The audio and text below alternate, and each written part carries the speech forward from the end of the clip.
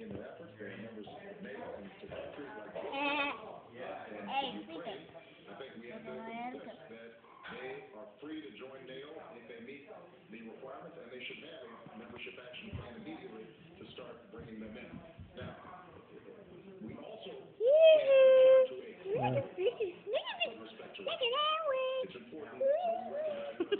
taking a video. We interrupt this program for a little bit of fun.